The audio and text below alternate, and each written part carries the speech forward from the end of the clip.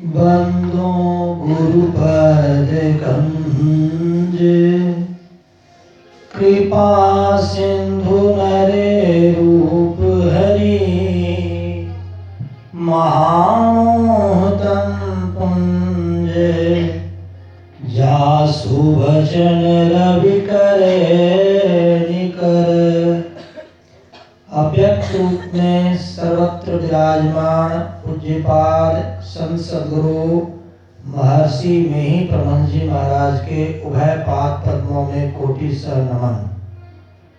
व्यक्त रूप में मंच पर विराजमान पूज्य हजारी बाबा, साधु महात्मा गण, आदरणीय सत्संग प्रेमी महानुभावों, माताओं तथा भक्तिमती बहनों, अभी गुरु महाराज की रचना सत्संग योग से हम लोग पाठ का श्रवण कर रहे थे और ये पाठ सारे के सारे पाठ ध्यान की एकाग्रता पर था, ध्यान विषय पर था। पहले जो पाठ हुआ है प्रथम भाग से, उसमें कहा गया कि यदि नासाग्र में हम अपने मन को स्थिर कर सकें तो हम अपने बहुत सारे पापों को से मुक्त हो सकते हैं। पहले भी कहा गया था कि ध्यान ही पापों को समाप्त करने वाला एक रास्ता है।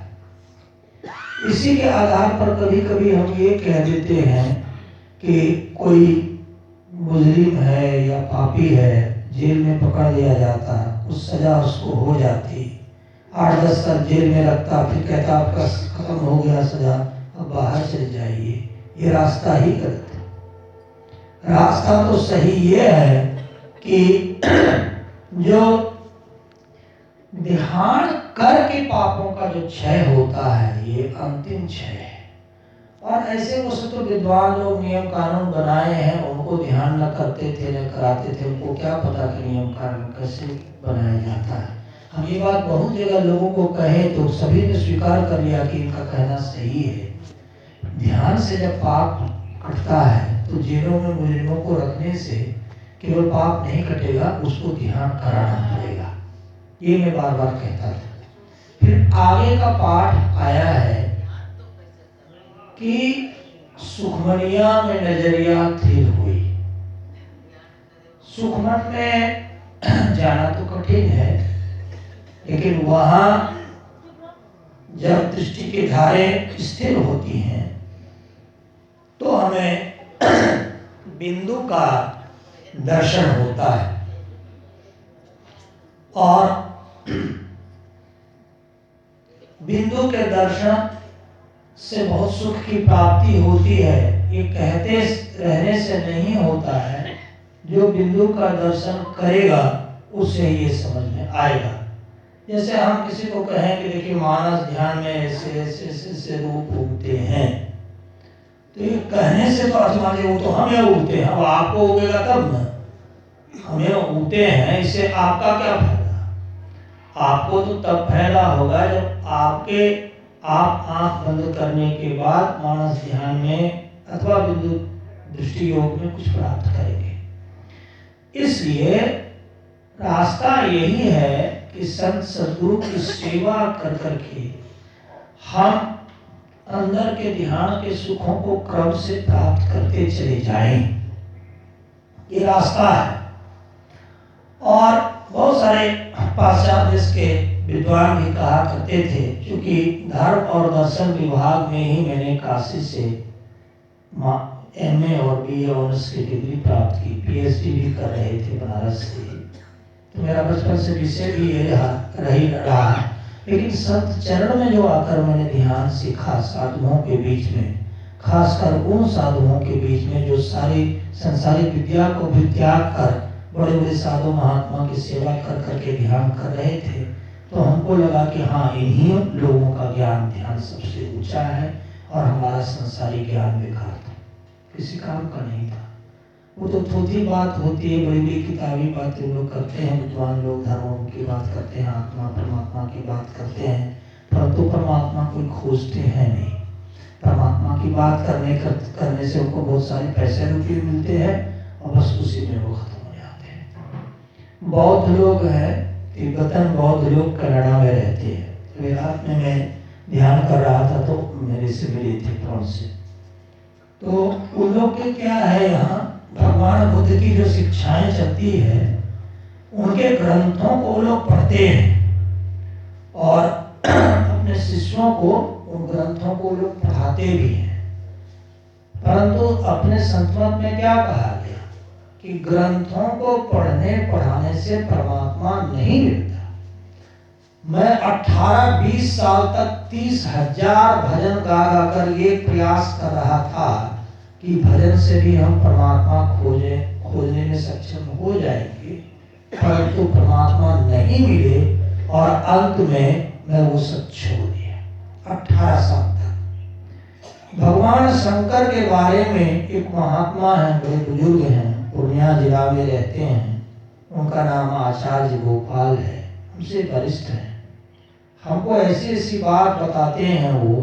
उन्होंने कहा कि भगवान शंकर को कब पता चला कि मनुष्य योनि सबसे श्रेष्ठ है?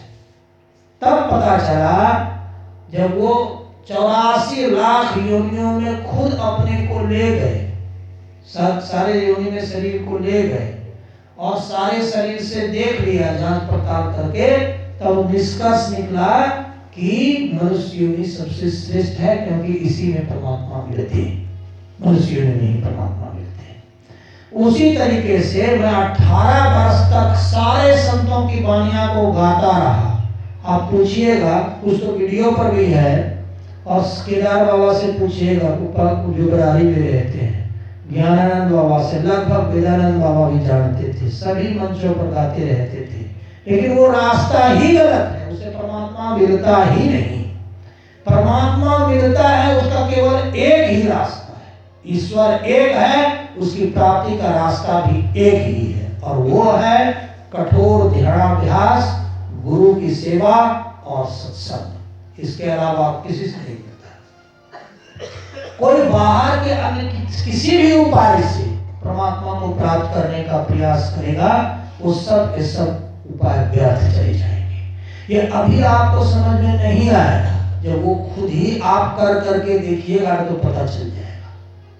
पहले हम परमात्मा, चूंकि धर्म और दर्शन विभाग में MA PhD सब कर ही रहे थे, तो उसमें तो खाली परमात्मा संबंधी बात ही होती है।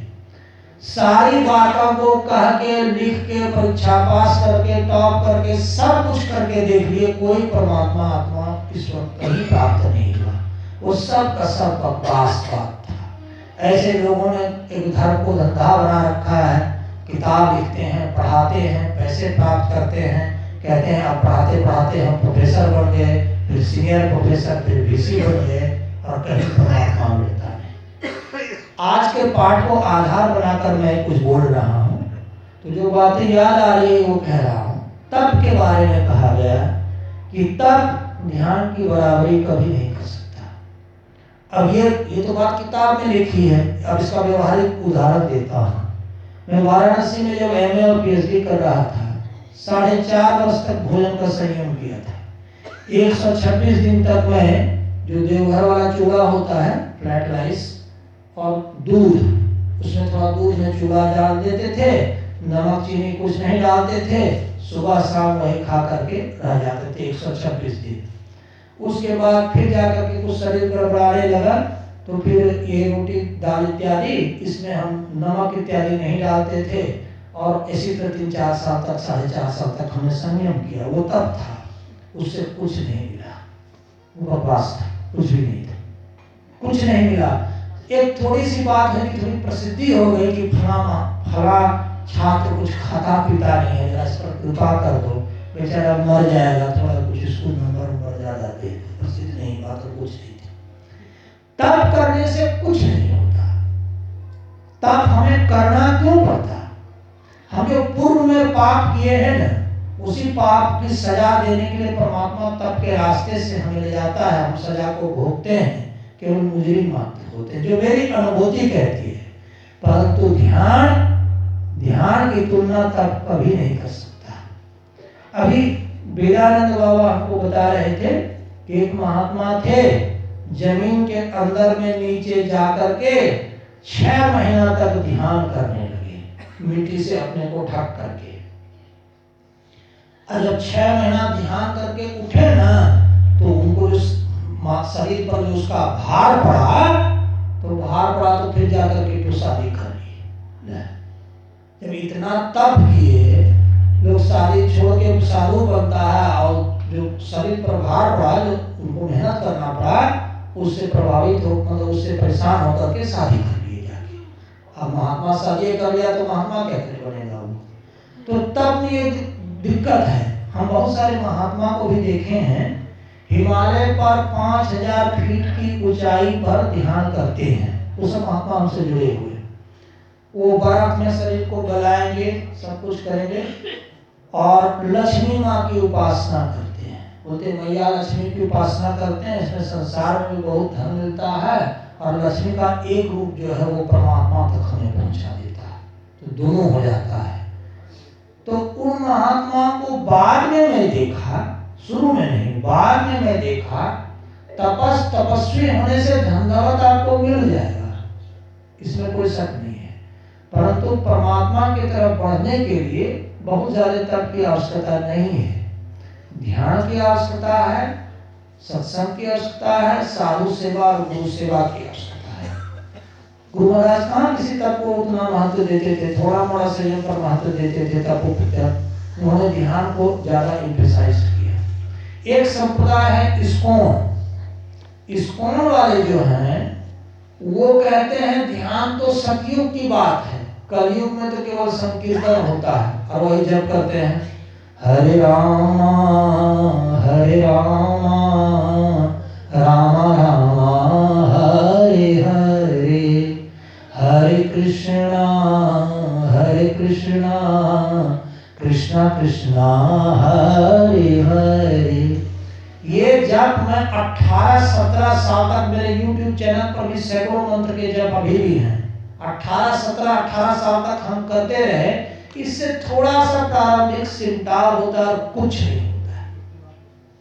हम डर गए कि वो संप्रदाय थोड़े से जप के आधार पर विश्व स्तर पर तो अपने को कह रहा है, 150 देश में उसके आश्रम हैं, वो सब के सब आश्रम वाले हमसे जुड़े हैं से, इस्कॉन वाले, परंतु वही कबूल करते हैं कि आपका जो संप्रदाय है, अपना गुरु महाराज का संप्रदाय, यही संप्रदाय निर्वाण तक है, और हम लोग निर्वाण तक नहीं है। तो वही मैंने कहा कि हमने आपका रास्ता कम मत किया, आप मेरे में आ जाइए। तो हम कहने का मतलब ये है कि हम सबों को गुरु महाराज जैसे जो महान योगी मिले, निर्वाण प्राप्त योगी मिले, ये योगी दुनिया के 25-30 हजार धार्मिक संप्रदाय को मिले ही नहीं। कोई छोटी छोटी बातों में पूरा धार्मिक संप्रदाय लिप्त हो गया है, उसी में उसको प्रसिद्धि मिल गई, 150 देश में आश्रम बन गया, बस उसी में सोच लिया कि परमात्मा का रास्ता मुझे प्राप्त हो गया। ऐसे ऐसे छोटे छोटे धार्मिक संप्रदाय चल रहे हैं। ये नहीं कहता कि वो धर्म नहीं है, लेकिन वो छोटे स्तर के धर्म है। जो गुरु आप वो है, धुन आने जो गगड़ की सो विराग दे, जो हमें सार शब्द को नहीं रखाता है गुरु, वो मेरा गुरुदेव है ही नहीं। ये कहते हैं, संत कहते हैं, धूल आने जो गगन की सो विराग होते। जैसे आप ध्यान किए, जब किए, थोड़ा सा गुरु रूप का दर्शन हुआ, दिव्य रूप का दर्शन हुआ, दृष्टि भी हल्की फल्की जुड़ने लगी, यहाँ तक तो आप शब्द तक पहुंचे नहीं। तो गुरु आपको, अगर गुरु आपको शब्द लाकर क्यों देगा? उसकी सेवा नहीं करेंगे तो क्यों देगा? कोई करेगा? गुरु की सेवा कीजिएगा, श्रद्धा रखिएगा, प्रेम रखिएगा, गुरु को एक विश्वविद्यालय समझ के चलिएगा, तब ना। आप इसमें क्या रामचरितमानस में लोग क्या पढ़ते हैं? साधु महात्मा चलते फिरते प्रयागराज होते हैं।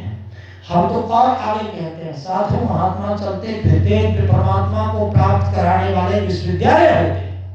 नहीं, बाबा ने क्या कहा, गुरु महाराज ने क्या कहा कि परमात्मा संबंधी ज्ञान संसार में कोई भी विश्वविद्यालय प्रदान नहीं कर सकता।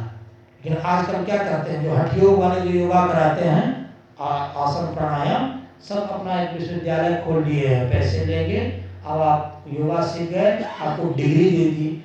डिग्री देने से जैसे आप ध्यान कर रही है, ठीक है, तो आप मानस ध्यान निकालिए, उसमें गुरु को रूप को उगाइए, उसका कोई डिग्री होता है क्या? होता ही नहीं है, तो होगा क्या? वो बोलने की बात थोड़ी। तो आपको गुरु अंदर में मिल गए, आप उस गुरु से वार्तालाप कीजिए, चाहे आगे उनका प्रणाम करके दृष्टि योग में आगे बढ़िए। तो बोलने की बात है, डिग्री के आधार पर इसमें कुछ होता ही नहीं है। डिग्री तो संसार में रहती है, संसार से आप बाहर जाए तो वहां भी परमात्मा के पास भी डिग्री जाती है क्या? जैसे आश्रम है, आश्रम का कागज पत्र, जब जमीन का कागज पत्र होता है, तो ऊपर लोग जाते हैं, इसमें कागज ऊपर में दिखलाया जाए परमात्मा, अरे ऊपर में शरीर नहीं जाता है तो कागज कहाँ से जाएगा? वहां कहाँ कुछ हो जाता है। तो उसीलिए बाबा के निर्देशानुसार समय समाप्त होता है। इससे मैं यही रखूंगा। अब बाबा लोग बोलेंगे, बोलिए प्रेम से श्री सद्गुरु महाराज की जय, श्री सद्गुरु महाराज की जय। मैं अभी ही थोड़ी देर के बाद जाऊंगा।